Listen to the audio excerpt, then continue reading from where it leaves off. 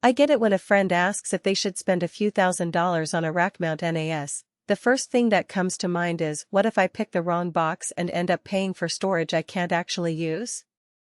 That hesitation is exactly why I'm breaking this down before you click buy. I've spent the last couple of weeks talking to a few small business owners, a couple of IT freelancers, and even a home lab hobbyist who just upgraded their media archive. Link is in the description if you want to check the product details on Amazon. What I'm going to do is walk through what the Synology RackStation RS1221RP Plus actually delivers in a real-world office, where it shines, and where it might feel like overkill. First, let's talk about the kind of environment where a unit like this makes sense. The RS1221RP Plus is a 2U rack mount NAS that's aimed at small to mid-size businesses that need a centralized place for file sharing, backups, virtualization storage, and maybe a bit of on-premise cloud.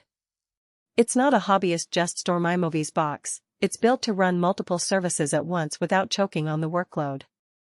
If you run a team of 10 to 30 people, need a reliable backup target for a few workstations, and maybe want to spin up a couple of Docker containers for internal tools, this is the sweet spot. If you're a single developer who just wants a cheap place to drop a Git repo, you'll likely find a cheaper 4-bay unit or even a consumer-grade NAS a better fit. The first thing that impressed me in the Hanson setup was how straightforward the hardware installation is, despite the rack mount form factor. Synology ships the chassis sealed, and while the drives and memory aren't pre-installed, the guide walks you through snapping the 8 4TB SATA drives into the trays in under 10 minutes. The 32GB DDR4 ECC SATA modules click in without any torque wrenches, and the redundant power supplies slide in just as easily. For someone who isn't a certified rack technician, that simplicity removes a big barrier. The hidden trade-off, though, is that you have to purchase the drives and memory separately, which adds to the upfront cost. If you were hoping for a fully configured bundle, you'll need to budget a few extra $100 for quality enterprise-grade drives. Now, about the real-world performance you'll actually notice day-to-day.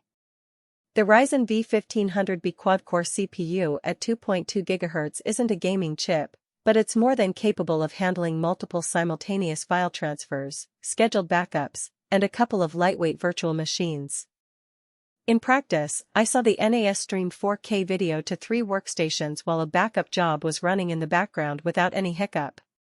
That's the kind of multitasking you'd expect in a small office where the accounting team is pulling reports, the design team is moving large Photoshop files, and the IT person is testing a new Docker image all at the same time. The bottleneck shows up only when you try to saturate all 4 1GB ports with heavy read/write loads, something that only a larger organization would push regularly.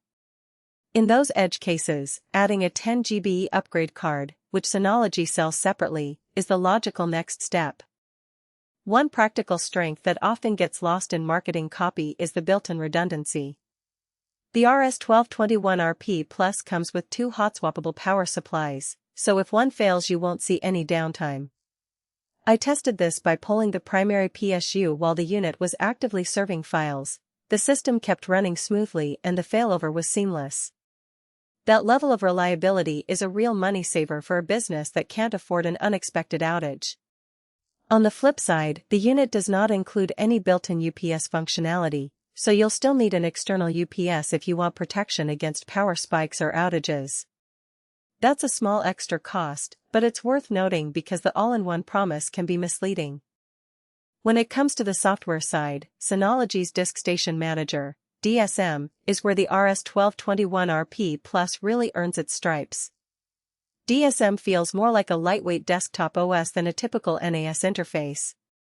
You can set up shared folders with granular permission levels, enable snapshot replication for point-in-time recovery, and even run third-party packages like Plex, Nextcloud, or a local Git server directly on the device. The learning curve is gentle, most of the configuration wizards walk you through step-by-step. What I found most useful for a small team is the Quick Connect feature, which lets remote workers access files without fiddling with VPN settings. It's not a replacement for a full-blown VPN, but for occasional file retrieval it's a huge convenience. If you're looking at the cost per terabyte ratio, the RS1221RP Plus sits in the higher tier because you're paying for the rack form factor, redundant power, and the ability to run multiple services. The 32 TB raw capacity, 8 4 TB drives, gives you a lot of headroom, but remember that RAID 5 or RAID 6 will eat up roughly 20–30% of that for parity. So you're realistically looking at around 2,225 terabytes of usable space after you set up a resilient array. For most small businesses, that's plenty, but if you need